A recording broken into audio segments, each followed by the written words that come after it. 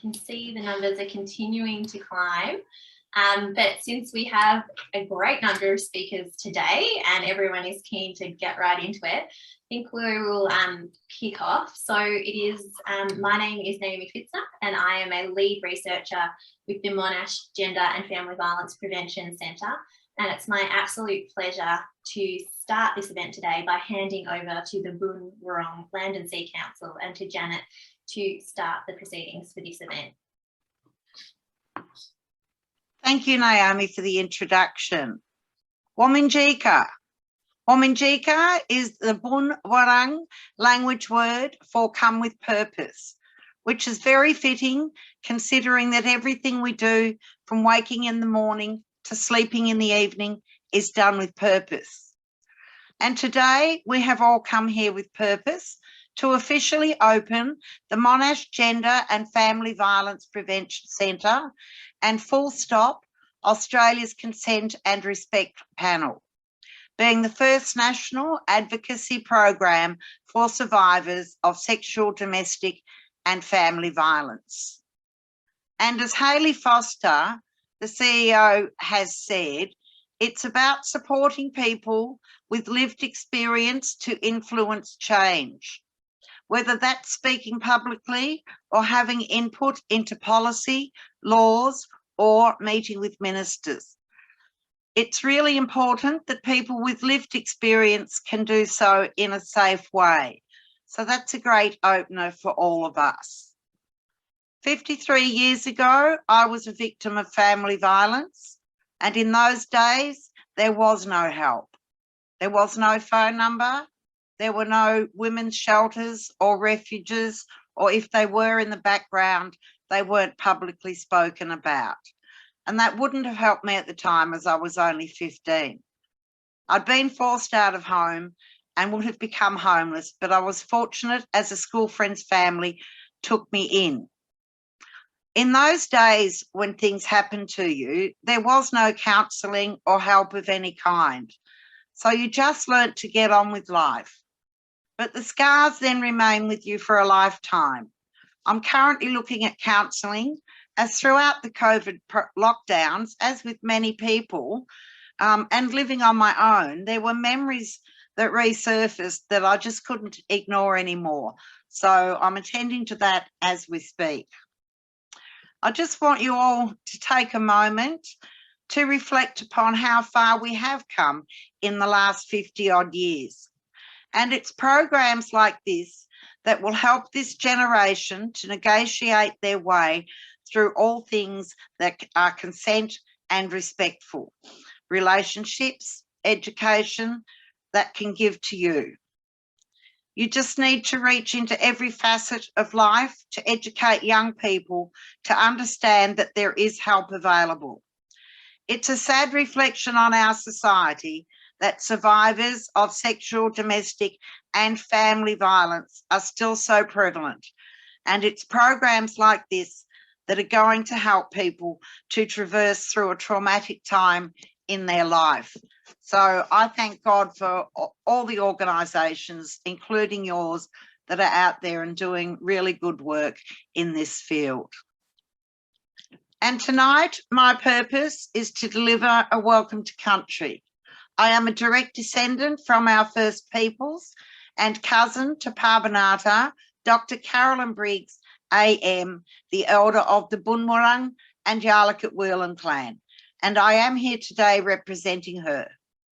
The Boon Wurrung are the custodians of the lands that extend from Wilson's Promontory in the east to the mouth of the Werribee River in the west, encompassing both of our beautiful bays, Western Port and Port Phillip. So today we meet on Boon Wurrung country, the lands of our ancestors, and we pay our respect not just today, but always to all of our ancestors, those people who came before us. And we're especially pleased to recognise the commitment that you've made here today in paying respect to the spirit of this land and to its First Peoples. Through this, you have shown the willingness to honour sacred ground. We are spiritually and culturally connected to this country by the thousands of generations of our ancestors. This country is in our DNA, and that is why connection to country is so important to our First Peoples. Australia has the world's oldest oral stories, and the First Peoples engraved the world's first maps and made the earliest paintings of ceremony. And the very first footprints on this continent were those belonging to our First Peoples. But unfortunately, our First Peoples are unknown to many who live in this land.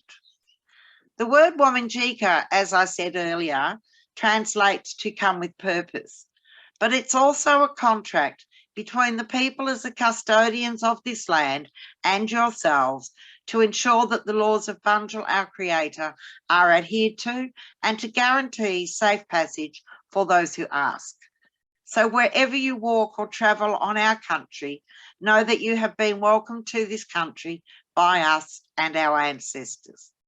According to tradition, this land has always been protected by our creator Bunjil, who travels as an eagle, and our waterways are protected by Wa, who travels as a crow. Bunjil taught us the responsibility that we have for this land and to always welcome guests. But we have to ask all guests to commit to 2 promises that I will ask of you here today. 1 is not to harm the land of Bunjil, and 2, not to harm the children of this beautiful land. And if we can commit ourselves to these 2 promises, we live in a better world. And this commitment was usually made by dipping a small bough of leaves into the waters and the spoken words, Wominjeka. Thank you, everybody.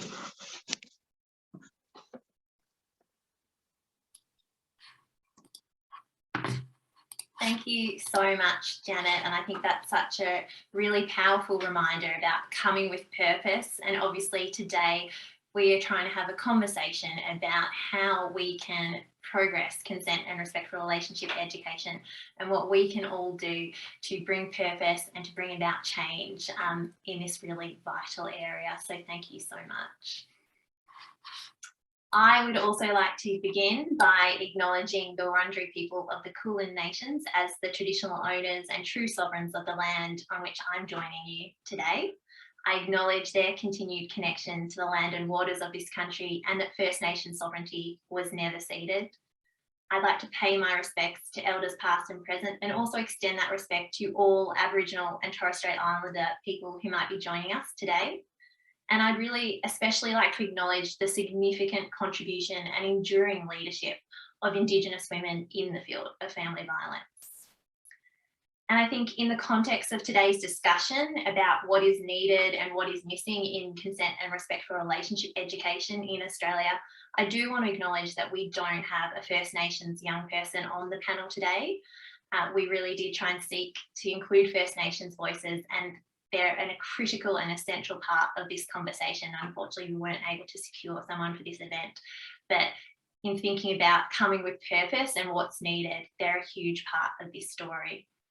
I'd also like to note just before we begin that today's session will touch on themes of domestic, family and sexual violence, as well as mental health. And this discussion might be distressing for some people. So if you do feel uncomfortable or if you become distressed, please feel free to log off, take a moment, take a breath, step away from the computer, and you can leave the session at any time. If you do need support after the session, please contact a Full Stop Australia counsellor on 1800 385 578, or you can go to fullstop.org.au. This is a free counselling service that is available 24/7 nationwide. Just a quick reminder for all of you joining us, closed captions are available, and the Monash Gender and Family Violence Prevention Centre are live tweeting this event, so please join in the conversation live, and the Twitter handles are up on the screen for you right now. So now let's get started. Let's get to the heart of today's discussion. Australia is reckoning with gender-based violence. Activists such as Grace Tame, Saxon Mullins, Brittany Higgin and Chanel Contos, who's joining us today, have triggered national conversations about sexual assault and consent in Australia. And while some of these conversations have rightly centred on criminal justice and workplace responses, big picture cultural change questions have also been asked. So how do we prevent sexual and other forms of gender-based violence from ever happening in the first place? How do we build people's understandings of respectful relationships, sexuality and consent? Well, one answer is through education. And today we have Ange McCormick from Triple J's Hack to help us unpack what is respectful relationships, sexuality and consent in education, why is it important, and what should it look like in Australian schools? Ange has reported on a number of issues related to gender-based violence, and most recently her work on Tinder, A Predator's Playground, was nominated for a Walkley Award. Ange was awarded the Young Journalist of the Year at the Kennedy Awards in 2019, and in the same year was awarded the inaugural Music Journalism Award at the Australian Women's in Music Awards. So now I'm going to hand over to Ange to get this conversation started. Thanks so much, Naomi. Thanks for that introduction, and thanks so much for putting this wonderful event together. Before we begin, I just want to acknowledge the country that I'm coming from. I live and work on Gadigal land near Eora Nation here in Sydney, and I'd like to also acknowledge that sovereignty was never ceded. I'm really pleased to introduce the amazing panelists that we have with us today. I'm delighted to introduce, first of all, Naomi just gave her a shout out then, but Chanel Contas, you can maybe chuck on your camera for a reveal. Hello. Chanel's the founder of the Teach Us Consent Foundation. Today they've launched this really powerful campaign which is calling to mandate consent education in every classroom in Australia. So I think it's great timing that we have Chanel on the panel today. And no doubt you'll be seeing Chanel's posters and ads all around the country from now on. So thanks so much for being here, Chanel. Thank you for having me. No worries. And we're also joined by Renata Field. You can chuck on your camera too. Renata's from Domestic Violence New South Wales. She's a primary prevention officer at Prosper Project Australia. Renata, thanks so much for joining us. Thank you. Looking forward to the conversation. Yeah, me too. We also have Sam Watson. He's an LGBTQIA+ survivor advocate from Tasmania. He's spoken openly about challenges he's faced at a Catholic school growing up. Welcome to the panel, Sam.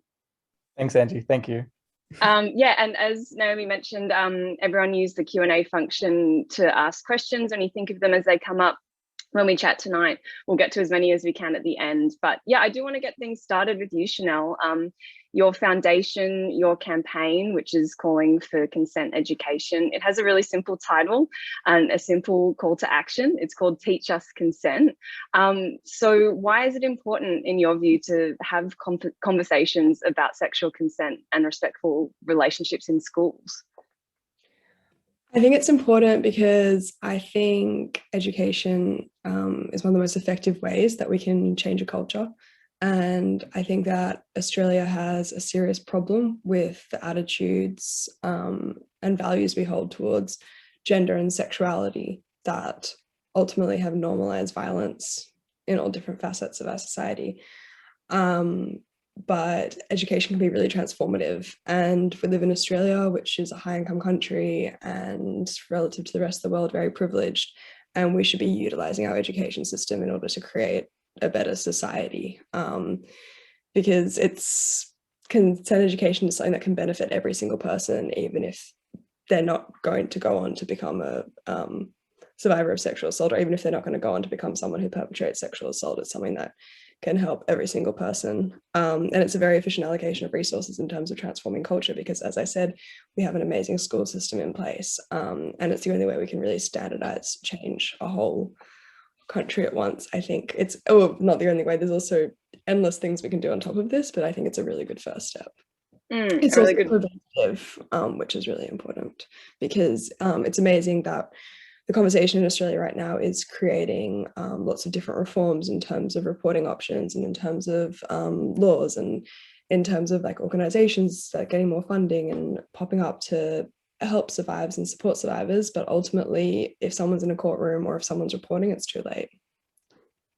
And Chanel, is that something you've arrived at kind of recently through your campaign advocacy work this year? Or is it something like growing up you always kind of found a little bit funny, like the way that we approach consent education in schools? Or is this year's, kind of real rallying call to action that we've seen largely from your campaign on this issue made you realise the gaps that are sort of present in consent education?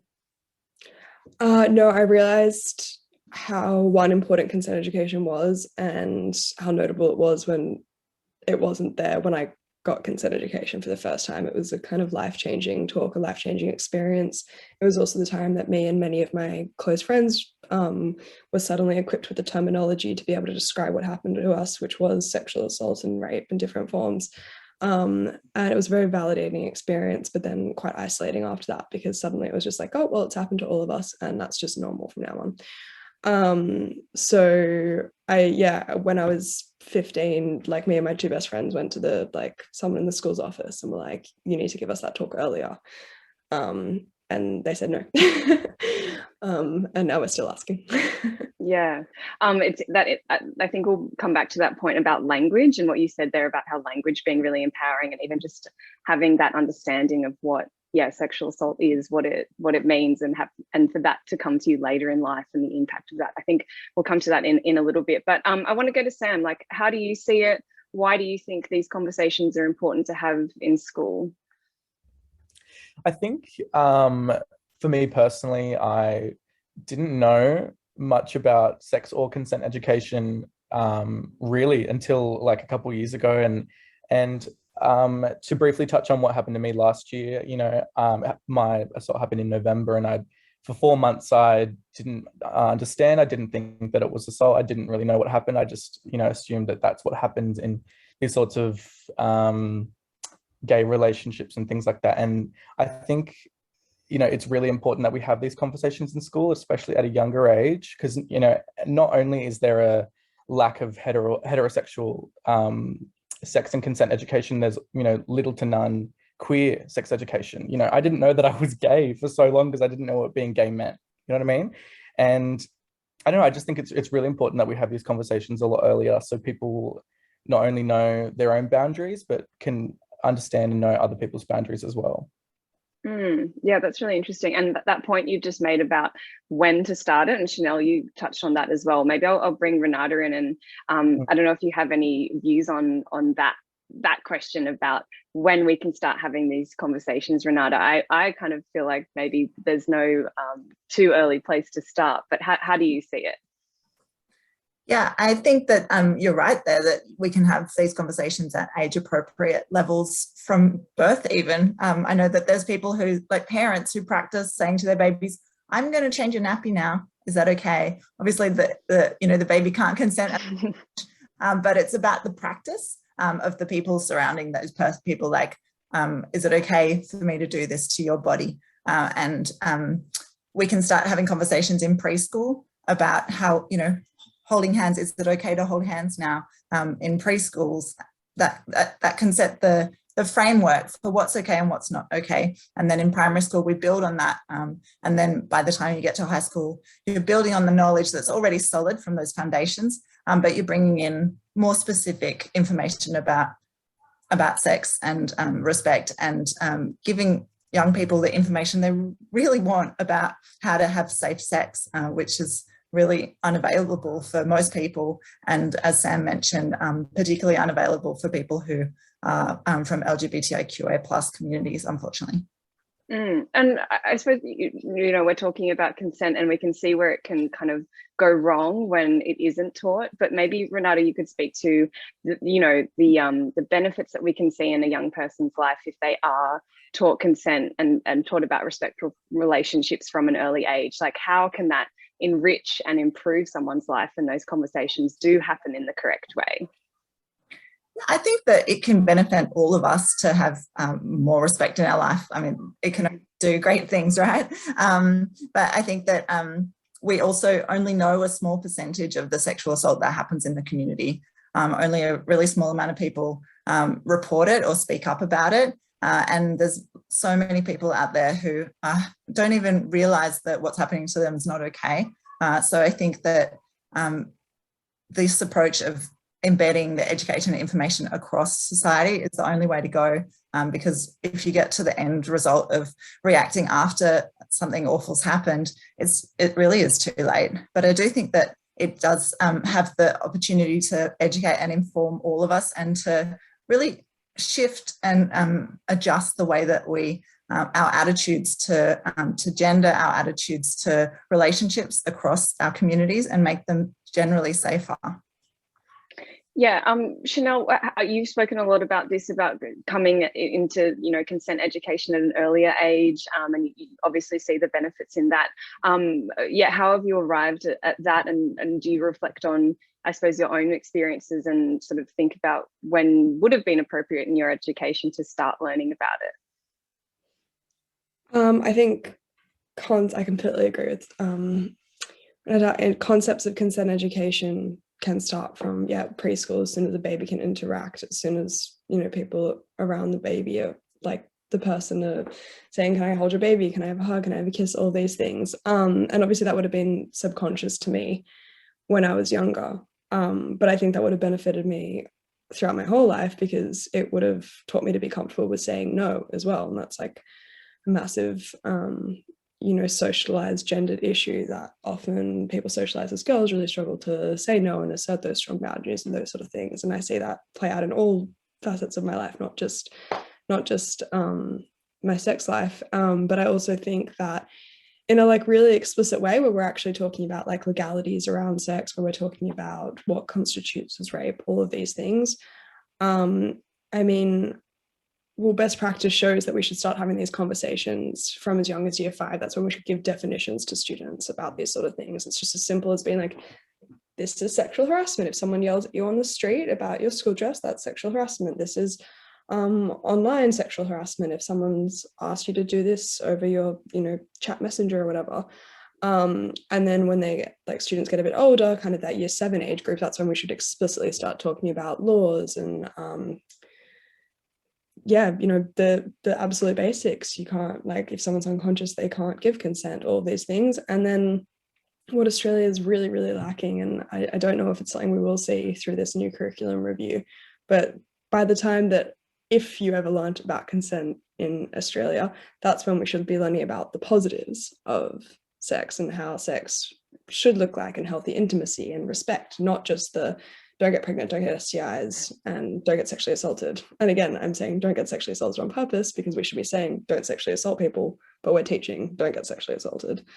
So yeah, I think all of those things would have really helped my life, because again, this type of sexual assault that I was a victim of, and that so many of the people who submitted testimonies to my site were, it's not all, sexual assault can be prevented through education, but this type really can be, because I think so much of it is perpetrated very unconsciously, and because people are being products of their society.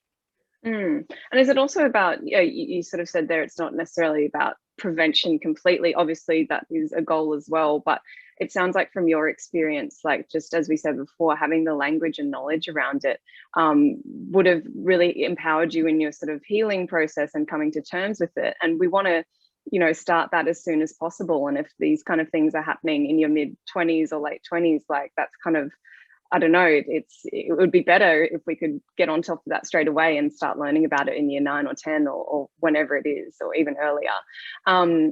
Sam, how do you see it in terms of, we were talking there about what's missing, I suppose, from some of these consent models and education. Does anything stick out to you from what was missing, or maybe even the tone of these discussions? I feel like sometimes, as Chanel said, it's like, don't do this, don't do that, here's how to avoid this or that. But did you get a sense of feeling like there was a whole bunch of, the world of sex and relationships that was just kind of glazed over because they just had to cover the basics of, how to not get an STI or get pregnant or whatever? Yeah, 100%. I think a lot of people that I've spoken to, friends, family, whoever, can agree that the consent sex education that we have here in Australia is literally like, putting a condom on a banana, or, I even remember that my PE teacher had asked us to write all that we know about sex on the board.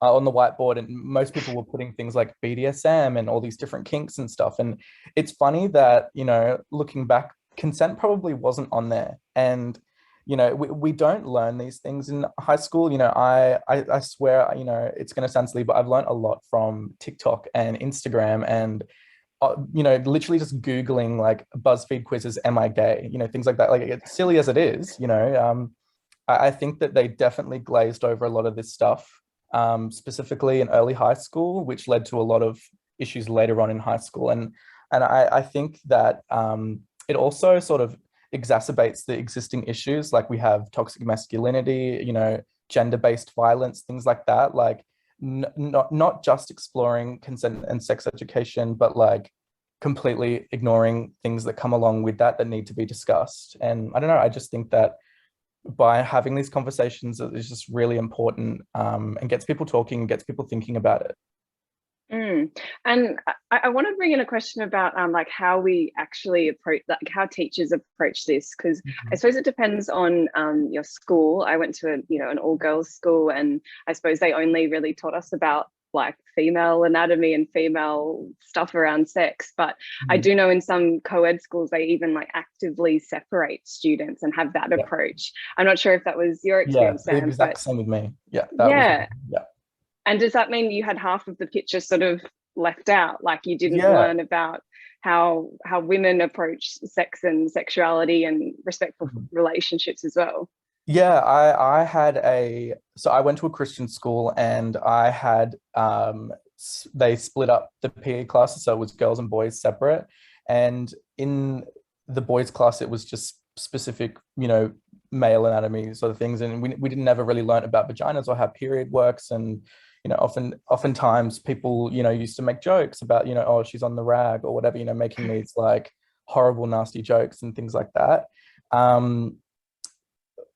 Yeah, it was so pointless, like splitting it. I think that, you know, having these conversations are just really important. And sorry, I think I'm going off track a bit. No, that's great. I mean, Chanel, I think you've called for this kind of more inclusive model of consent education, and I can imagine you see the value of having all students like involved in these conversations rather than separating them, because I feel like that entrenches this idea that there's different issues when it comes to sex, but actually we're all just, you know, having sex with each other potentially in future kind of thing. So why are we keeping it separate?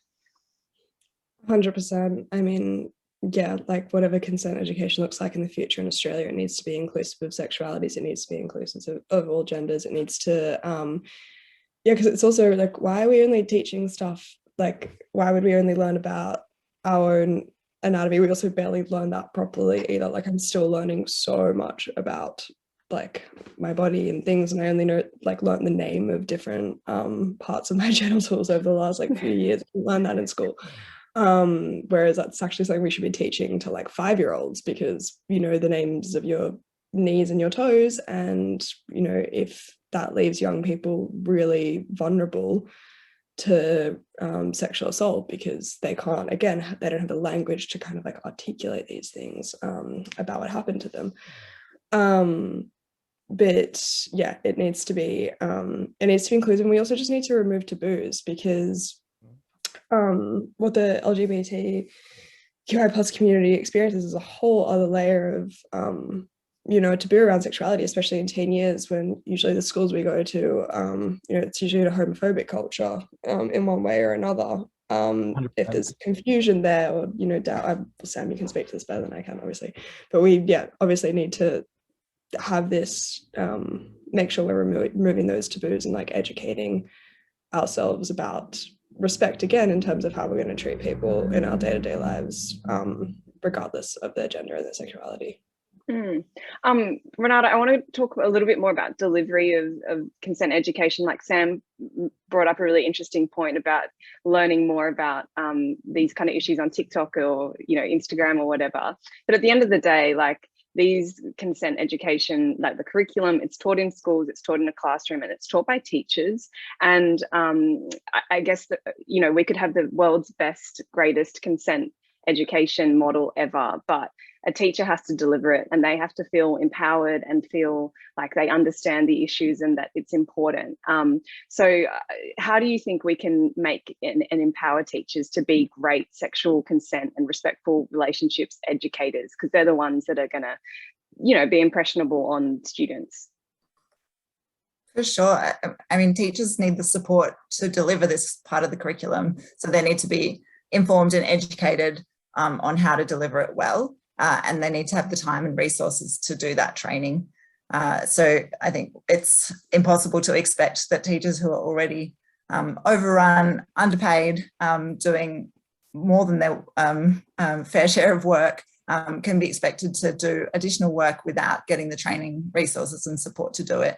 There is evidence to show that it's useful for teachers to deliver it because they're people that the students have trust with and build trust with. But I think there's also space for external organisations to come in and deliver programs, and sometimes that can offer a separation, and also students may feel more comfortable disclosing to somebody who's not the teacher that they know and see all the time, and particularly in small communities where those teachers might be friends with their parents, or, you know, those teachers may be sometimes students and teachers are parents as well, of family members. So having that separation as an option is also really important.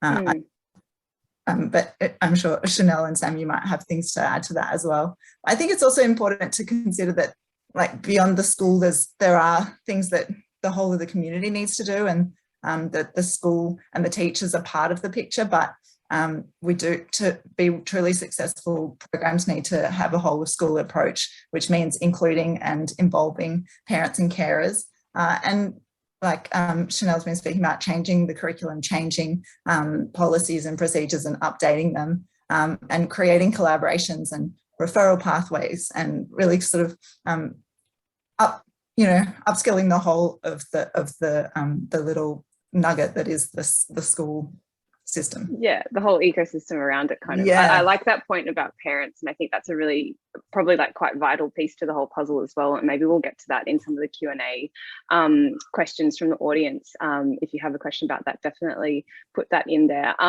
We have like maybe 5 and a bit more minutes just with panel questions, and then we will get to that Q&A.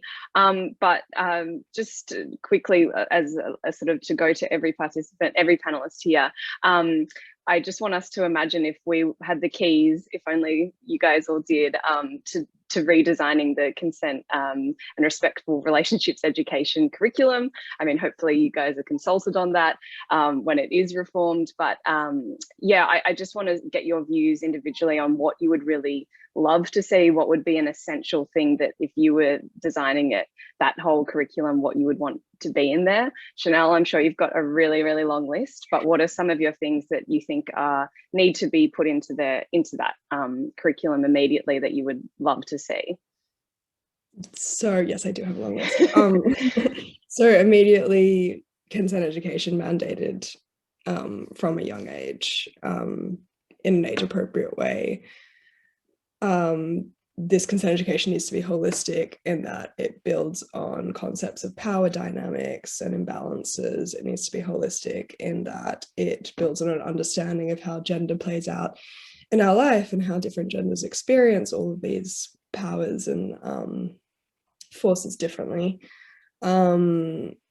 It needs to be a curriculum that involves porn literacy in an explicit way, because as Sam just said, BDSM was written on the whiteboard, but consent education wasn't. Guess why? Because we're getting our sexuality education from pornography, and we need really strong dialogue counteracting that, because it's a very dominant education tool, and a very vivid one, and a very unrealistic one, and problematic when we are trying to create healthy relationships, demolish gender imbalances, and have healthy, safe intimacy and consent. It also needs to, as I mentioned before, address the positives of sex. When we start teaching that, sex is actually something that's meant to be enjoyable when done safely and right, then maybe students will, and not just maybe, actually, this has been proven in other countries who have started teaching comprehensive consent education, students will have sex later because they're suddenly equipped with the ability to be able to distinguish when they're in a situation they want to be and when they're not in a situation they want to be, rather than feeling constantly coerced and pressured, and being peer pressured, impacted by what they think they should be doing. And yeah, again, as we've touched on in this conversation before, it needs to be diverse and inclusive of genders and sexualities, and we need to break down those really problematic values about gender and sexuality that has led to the current state of Australia today, which is a rape culture, which is one where sexual violence is experienced on a spectrum every single day by most people, or at least more than half our population. Yep, that's quite a list. I think most people here would agree they should all be in the curriculum currently, and if not ASAP. Renata, how do you see it? What would be on your wish list if you were had the keys to the curriculum? Well, I'll just say here to all of those things. I think working on the leadership and the way that the school culture can affect change, and I think that can be done in consent and respectful relationships education, but also broader than that, because we can practice consent in all sorts of ways, not only when we're having sex, and so creating a culture that is consensual and respectful, and where we ask before we take a photo, where we ask before we hold hands with someone, where we ask before we have a hug. All those kind of things can lead to a culture that creates more information and education about consent, and means that when people are in a situation where they're having sex, that those steps towards achieving consent come more naturally. I think the professional learning strategies that we've talked about are really important, and making sure that there's also sufficient support for staff and students who might disclose, because we know that when we do respectful relationships education, unfortunately, people are more likely to disclose and notice that something has happened to them is not okay. And unfortunately, the service system is quite under-resourced, so there needs to be additional resourcing for all of those partner services to make sure that if people have had these awful experiences, that there's counselling, case management, all that kind of stuff that they need to support them.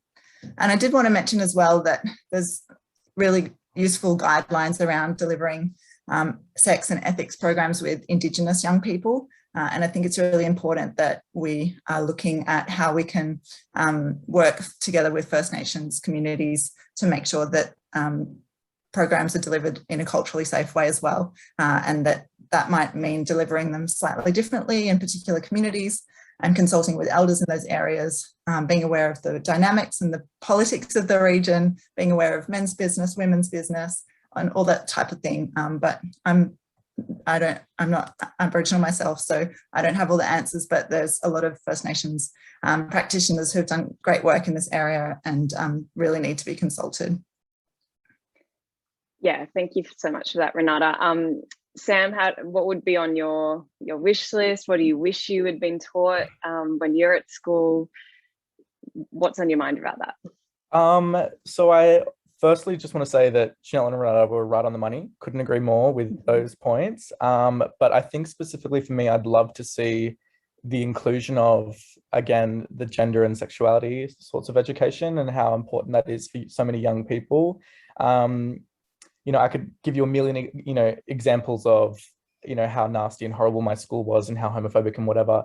But really, I strongly believe that gender and sexuality education is so important, and it ties in perfectly with consent education, because as Chanel mentioned before, there's a lot of power imbalances and gender imbalances, and even in the queer community, you find that there's a lot of toxic masculinity, and there's a lot of this toxic dominant culture, which is really sad. And unfortunately for me, that's something that I've experienced. And another point that I wanted to make was Renata mentioned before about being in small communities and teachers knowing parents and things like that. So when I was sexually assaulted also when I was 15, and I kept that secret with myself for 3 years because I couldn't tell anyone. I couldn't bring myself to tell my family. I couldn't bring myself to tell teachers. I didn't have that trust in anyone, even in friends, in the environment that I was in. And I think that really implementing like these resources for young people, and even if they don't want to say anything, at least they know that it's there for them to access. And yeah, that's what I think. No, thanks so much for your perspective on that, Sam. So I'm keen for us to go to the Q&A now and have everyone pitch in some questions. We've already had some great ones.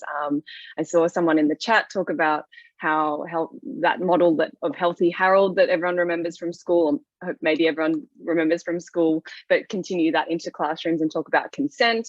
We kind of have the resources and the tools to make that kind of thing happen, but I think what's missing might be some of the will or the framework in a consent model to make that happen.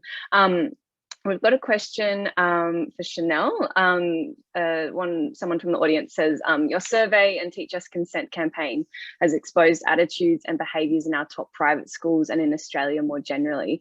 Interested in your thoughts about how unhealthy behaviours are exacerbated by same-sex schools and elitist private school culture versus attitudes in the public school system. And are there additional factors to consider for teaching consent in these school environments? There's a couple of things to unpack there, but there are. But luckily, I've just finished a 20,000 word dissertation on this exact question, so I can talk to it for a while, but I will keep it brief. Basically, I think that the culture fostered in elite schools is particularly problematic for a few reasons. These power dynamics that come in aren't just gendered. There's colonial powers in these schools.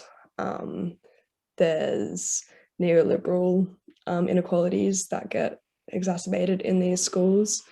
And there's really strict expectations about gender and what that should look like. So it really heightens these kind of extremes like toxic masculinity, and embeds sexual assault and sexual harassment as a fundamental part of life, as in a fundamental part, a way of exerting power, not only over other more feminine genders, but also over, not over just like over women, but also other feminine genders, which leads to homophobia and all these other issues as well. I think there's also, when we're looking at elite schools, we can't ignore that the structural conditions of our society mean that going to an elite school increases the chances that you will be in a powerful position in your life, and that at these elite schools they're often kind of socialized to be quite apathetic towards, and I'm mainly talking to all male schools, but they're mainly socialized to be apathetic towards marginalized groups, including women, and then they are then turn on to positions of power, deciding our policies around how to prevent sexual violence and refugee policies and all these sort of things. So I think there are additional factors to consider. It's also, Australia has a really unique education system climate. We have, in high income countries, we have the highest rates of single sex education schools in the world.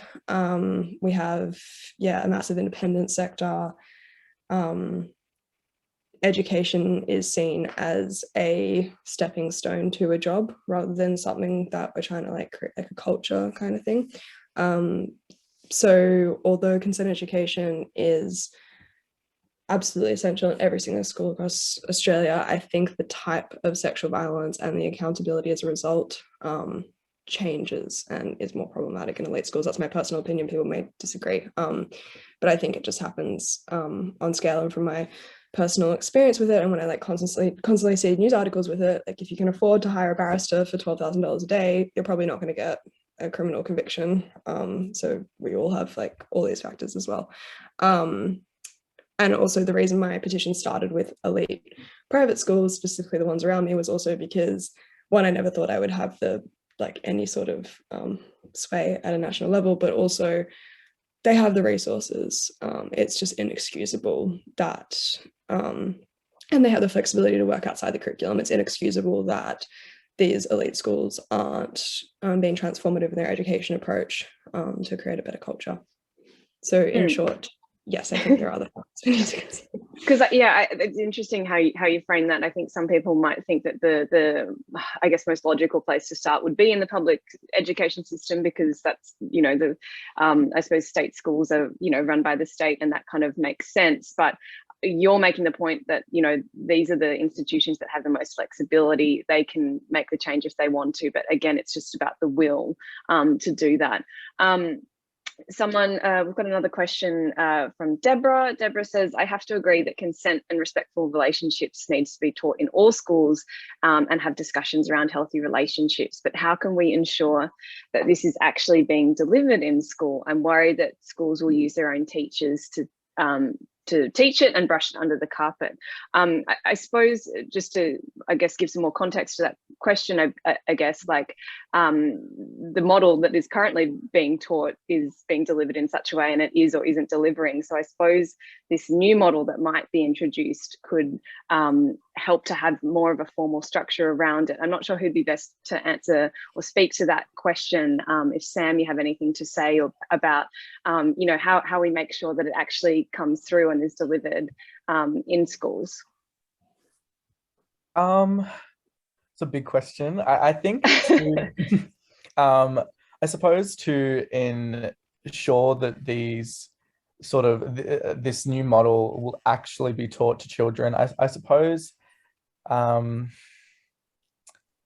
don't know. Yeah, sorry, I think I'm gonna have to pass it to Chanel. No, that's okay. Or yeah, Renato, do you want to jump in? Or I just wanted to, I can jump in just around evaluation and monitoring. And I think that any programs that are implemented, they need to be monitored to make sure they're doing well. And also, like, consent is a societal understanding, and it's shifting. So consent is also really different in each of the states and territories according to the laws there. So we're going to need to reform, like update the manual for the training every year, and we'll have to keep looking at and evaluating it, and also just see how students respond to it. So I think if you're doing any good level teaching, you should be getting feedback from your students to see how they learn and how they're receiving that information. And so there needs to be funding for that evaluation to make sure that we can learn and build on the knowledge that we already have to make sure that the programs are being done really well. And I think, like I said, there's already, you know, it's a real struggle for teachers to find the time to do training and to find the time to learn all the information they need to do to feel really confident about delivering this information. But there needs to be space made and funding available so that it can be implemented. And I think, like you said earlier, Chanel, there's a cost benefit analysis to it that is quite simple. Is that if you prevent violence from happening now, not only is it better for the people involved, and you have humans who are a lot happier, but by preventing violence, you're actually reducing the cost on the welfare system and the health system of violence being prevented. And yeah, to that point, like, what is the cost of not acting? There's often, you know, reasons to not do something or to not make change, but the cost of not doing something can be so much greater than the investment that it needs from the start. Renata, you might have an answer to this, but all good. If not, we can go to other panelists. But Jackie is asking if any of the panel members can recommend any resources for parents of primary aged kids to assist them with starting the conversation about consent. Does anyone have anything that they want to give a shout out to? Sure. I think if you even just like type in consent school student, you'll get a huge amount of books. There's a great author called Janine Sanders, and I can pop that in the box in a moment, but she's got a huge range of books that are really great and talk about consent in quite simple ways for primary school age children. And as in my Prosper Project Australia project, we've launched a whole lot of tip sheets and information for parents and carers around preventing violence, particularly in LGBTIQA+ communities. But I think the information is useful across the board because the current rates show that 20 to 25% of young people identify as LGBTIQA+ anyway. chances are your kid may be on that spectrum. So you can certainly use the resources that we have there. But there are some really useful things that are age appropriate. There's also a great book called My Underpants Rules, which is with my little one, and there's like a superhero kind of figure and some information and rules that you can talk about. But there's also posters, lots of great stuff available. Guys might have ideas too. Chanel or Sam, do you have anything to add there, or is it also just about? They're going to be my recommendation. So. Oh, okay. And it also sounds like it's you know, resources are one thing, but it's those conversations start in the home as well. And it's about, you know, parenting your kids to have those conversations from an early age, by the sounds of it. Chanel, we've talked about the need to have explicit and frank conversations about consent. And I think everyone this year will remember that example that was put out from the government about a milkshake and a taco and that kind of video that went viral for sort of the wrong reasons. To me, that said that there wasn't much consultation with students and young people about how they want to be included in the conversation and spoken to. How do you think we can actually, like, we're talking about students here and we don't have a student on the panel today who's actually in a classroom, but how do we make sure that they are actually getting the education they want? Because at the end of the day, they have to receive it and be included and feel like they're part of the conversation too, right? Yeah, 100%. I mean, we essentially need the voice of young people in consultation rooms more. And I know that for certain conversations, potentially there may be like legalities around like 18-year-olds, whatever, but you know, fresh out of school is still better than a bunch of like, I don't know, 50-year-old white men deciding what we're going to learn in our consent education curriculum. But the thing is that's so frustrating with this is like, we don't have to think of a solution. We know the solution. Other countries have implemented solutions. We know what comprehensive, good, respectful relations look like. We know how often it needs to be taught. We know all of these things in order for it to be effective in terms of preventing violence and creating healthier cultures and reducing all the negatives around sex as well. We just need to make it a national priority. And I think we also need to, you know, stay up to date. Like, things change so fast with students. Like when I go in and speak at schools, I have like 12-year-olds telling me it's normal to send naked photos, and I'm like in my head like screaming but trying to like keep my cool, because that's obviously not going to be very helpful. But like, that wasn't a thing when I was 12 because we didn't have iPhones, but I'm sure if we did, it would have been. And that means that I'm 23 and I'm already too old to be like speaking on behalf of students in Australia right now. And like, yeah, we really need environments where young people are in the room. We need to listen to their voices more. And then we also need that expert opinion alongside it to kind of be like, yep, what they're saying is right. And we agree. And that is what should be done. And also another thing that really, like, I always think about the milkshake debacle, the milkshake video. Anyone who just doesn't know what we're talking about, essentially the government released a like consent education video that was a girl shoving a milkshake in a boy's face as a analogy for sexual assault. And this was targeted towards your 11 and 12 students, which is honestly just insulting. But the thing is, if we weren't having this national conversation, that video would have gone out and that video would have been taught in schools, and that would have been our consent education. Like, the current reality of the way students are like being spoken to about sex and consent is just honestly, we're really devaluing the intelligence level that students have. Like, we're making them study Romeo and Juliet, but we refuse to talk to them about sex and all these things. So yeah, the fact that there was a national spotlight on that is great, and there was all this uproar, but the point is that is the type of education that's really better than the type of education we've been getting for generations. Yeah, absolutely. I'm seeing some more recommendations coming through in the chat, which is great. Everyone take note of those, what you see, what you like. Sam, I mean, did anything resonate in that chat that we just had about including students, or anything you want to add to that to make sure that, you know, at the end of the day, the students, the ones who are being taught this stuff, feel like it's actually being catered towards them and it's not being made by, you know, someone else in another room, and that it's just sort of coming to them as an afterthought?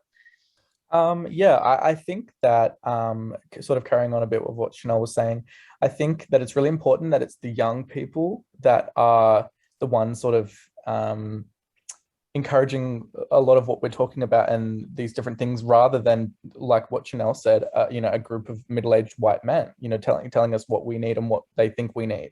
And I think another point that I'd like to make that's really important is speaking to these students, not necessarily as adults, but people like, you know, I remember being 16 and being able to understand these, you know, complex conversations and whatnot, but being treated as a child and not being taught properly about whatever we were learning, and whether it be sex education or whatever, you know, they were, like Chanel said, you know, they were happy to teach us Shakespeare, and we carried on for years and years and years, but they wouldn't give a second thought to teaching anything about sex or, you know, queer sex ed. And I just think, like, treating these students, and, you know, I only graduated 2 years ago, so I'm not that old, but I think really treating these people as like people that are able to understand these topics and these conversations, because, you know, majority of people are able to do that, and whether they're, you know, 15 or 17, I really think that you know, we should be including these people into the conversation. The point I'm trying to make, sorry. Yeah, no. I totally get your point and where you're coming from, and it sounds like it's also about being age appropriate, which is a term that has sort of come up here and there. And I think perhaps people that are designing curriculums think 14 or 15-year-old is one way, but as Chanel said, you know, that what a 14 or 15-year-old looks like and thinks about changes so rapidly. And I imagine, you know, part of this whole process is also about ensuring there is, I think, evaluation and, you know, putting out a curriculum and making changes, but not doing that once and coming back to it in 10 years. It's possibly also about reviewing it and going, does this still make sense? Are students learning anything, or is it just, you know, flying over their heads, or it's not enough, or it's too much, or whatever it is. We might have time to just touch on one more thing. We did talk about parents being involved in these conversations for like little kids, and, you know, bringing that into the home environment from an early age. But maybe Renata or Chanel, you could talk to this, but that age when you are in, you know, year 9 or 10, and when those conversations happen, you know, kids don't always have the best relationships if their parents are that age. They're going through a lot, and parents might be perfectly happy to leave the consent education for their teachers to take care of, because it's hard enough to sit down and have a frank conversation with them about anything. How do we make that relationship and make it, I don't know, more of an accessible thing for parents to feel like they can have those conversations? Do you want to go, Renata or Chanel? I'll go. Yeah, you go. You start, Chanel. I think, you know, having an open approach to, like, we have this really weird societal taboo around sex. And I think just kind of working on removing that taboo from a young age, especially because in those teen years, it is a topic where, yeah, students can be really vulnerable, not just to sexual assault, but again, all these things that I'm saying we shouldn't just teach about, but like, you know, STIs, unwanted pregnancies, all these other aspects as well. So I don't know, I feel like having an open conversation and bringing it into other kind of like aspects of life, and using, I don't know, like if you're watching a movie or something and like something comes on, taking the opportunity to discuss either a problematic scene or like someone handling something well in a situation, all these things. But I also think that the best thing parents can do, because even like, you know, even if your parents are experts in this topic, you're still like, or at least I probably would have still been like, yeah, like stop talking, like I don't want to listen to you right now. I think the most important thing we can do is, as I'm not a parent, sorry, I think the most important thing parents can do is think about the way they're behaving and the way they're interacting with these issues, because students learn from that. You know, if you victim blame when you watch a TV, like if it's on the news that someone's been sexually assaulted and your response to that is, oh, what does she expect? Look what she's wearing. What do you think your daughter's going to think about that when they potentially have something wrong with them? And what do you think your son's going to think when they then see someone out late at night wearing something promiscuous? So just like thinking about the language you're using around kids and what you're telling your kids is okay to do and what's not okay to do and stuff, not explicitly in a, you don't have to be having a conversation about their sexuality, because a lot of people, no matter how good their relationship with their parents is, don't want to have that sort of conversation with them, but just, things around them. And again, like just making sure that you can come to them with any questions or anything that would potentially lead them to be unsafe, because I think it's really easy for people to victim blame people in the media, but think about the fact that that could easily be your child, and the fact that your child's not going to tell you if they've seen you do that. Renata, I see you nodding your head at some of that. Is there anything else you want to add on that whole issue of sort of bringing parents in and making sure they feel like they can have those chats to, a teenager in their life? Yeah, I think that it's about creating connection from a young age as well. Like, you can't get to 17 and be like, okay, let's have that chat.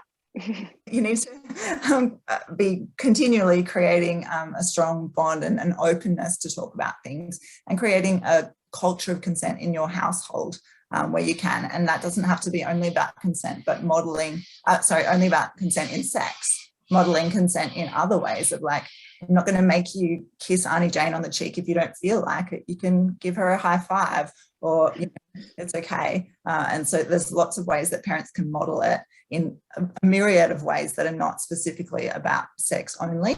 And then when you come to those teen times, then you're more likely to have the ability to bond and talk about it. And I do think that tech-facilitated abuse is really important as well. And probably parents need to upskill themselves to make sure they're across all the ways that people are sharing intimacy online, so that they can provide support and information for their kids. Because if they're not aware of it, then their kids are just not going to go to them, because they're like, Mum doesn't know how to use Facebook, let alone Snapchat or anything else. So being just kind of a little bit savvy is important. And I saw in the chat someone mentioned about like parent-teen kind of sex ed information nights, which is a great idea. And I think having more information and facilitating that kind of education for parents is part of that whole school approach. Yeah, absolutely. I'm just noticing the clock and we've hit over 7:30, but yeah, it's been such a great conversation. I will throw over to Hayley to wrap things up, but I think, as in the spirit of what Janet said at the beginning, everyone's come with purpose, and I found this really productive and a fascinating conversation, and hopefully it's just the start of something much bigger. But I'll hand over to Hayley now to wrap everything up. Thanks so much, Angie, and what an amazing conversation. What incredible young people we have. I feel so hopeful when we have these events, and some of the others we've been involved in recently. I feel so hopeful about our future, and even the pending future in the next few weeks. We're very hopeful that we're going to get some good decisions, thanks to the likes of Chanel and Sam and many, many others who have really stood up, spoken so eloquently and so in such a compelling way to achieve change. So yes, I guess I'm feeling hopeful. I guess I will acknowledge as well, because we haven't acknowledged Gadigal country, and we're on Gadigal country, and paying my respects to elders past, present and emerging. We nearly had a wonderful Aboriginal speaker, but she's doing her PhD. So we do apologise for not having that perspective, and it certainly was missed tonight. But we've all rallied and done the best that we can, and I'm really, really thrilled. So thank you so very much. Just a few, wrapping it up, the things that I'm hearing. We need to teach respect and consent universally in every school. We need to teach it earlier. We need to be consistent and continually teach it. It needs to be explicit. Young people can handle it, as Sam was saying. If we fail, though, if we fail to have that conversation, we're leaving it to online porn sites and social media to fill the void. So I guess the question for everyone, really, all of us in the community, is that what we want? The other message that I heard loud and clear is that we need to teach it in an age-appropriate way. We can start early. We can involve parents and school communities and resource them to be able to do this work. It can be awkward and uncomfortable to have these conversations, but again, what's the alternative? And I think or everybody who's sort of spoken on the panel has talked about the power of modelling. It can be really, really positive modelling. It can also be really counterproductive modelling, but really that's what sets social norms and expectations. I think the other thing, and some of this was in the chat as well, about, you know, needing experts and specially trained teachers to deliver it. We think that there should be a respectful relationship educator in every school. We have to remember 15 to 19-year-olds are at the greatest risk of not just experiencing sexual violence and sexual assault, but people who are 15 to 19 are also the most likely to use sexual violence. We have a responsibility. So, and I think the other thing that I don't know that we touched on that much tonight, but is also about it being embedded in all the curriculum. So just because we want expert educators that are really know what they're doing in this space and they're highly integrated with the sexual assault services across the board, it doesn't mean that we can all negate our responsibility. Anybody who is an educator in that space and anyone who's a carer and part of the community needs to have a level of competency and being able to identify and respond appropriately. So they're kind of the key messages I heard today. There was so much more and I can't cover it in 2 minutes, but I just want to say thank you so much. We're thrilled with the partnership with Monash University to put this on. We're very, very grateful, Angie, for your wonderful job emceeing. I just actually didn't feel like I was working tonight. It was just a nice, good old little chat. And to all of you, the wonderful panelists, Chanel Contos, Sam Watson, Renata Field, we're very, very grateful for your time and your expertise. Thanks for being with us tonight. Thank you, Hayley. Thank you so much for the opportunity. Thank you, everyone. Thank you. Thanks for everyone for coming.